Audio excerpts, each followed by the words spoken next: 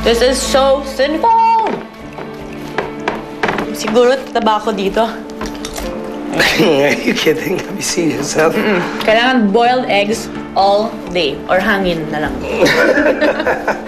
I know. Enjoy. You deserve it. I mean, after what happened, just go enjoy your food. Come on, eat this. Go. Gusto mo ba obese ang Lala model mo? I don't really understand this thing about you ladies and your obsession to be thin. Besides, you can't get the bees. Okay, you're gonna get fired. It's in your contract. Told you. Today lang. Give it. Excuse me, I need some fresh air. Okay, well, come back, huh? Yeah. Marami pang food and wine. I'll see you later. Hana. Miss Diana, let's go. Halika na.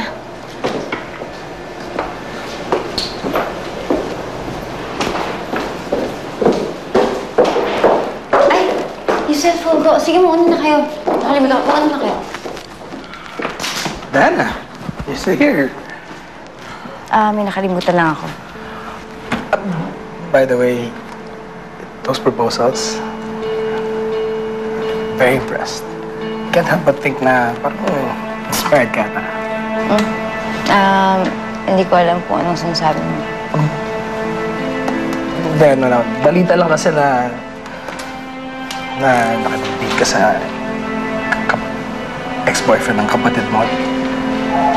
Wala na gusto naman ako, totoo rin. Hindi ko alam kung anong sinasabi mo.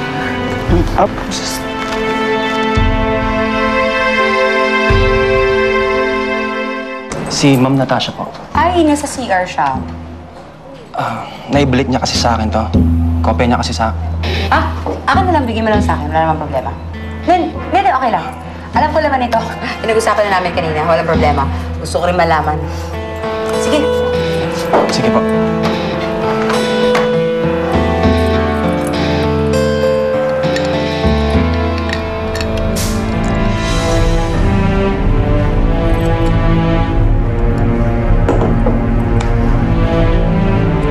Tagal naman ang babae niya.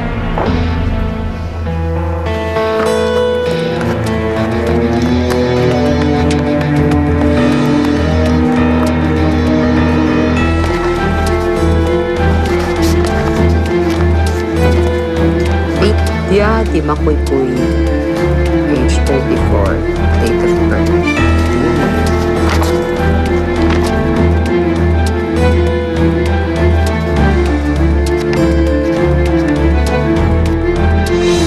I'm sorry, I'm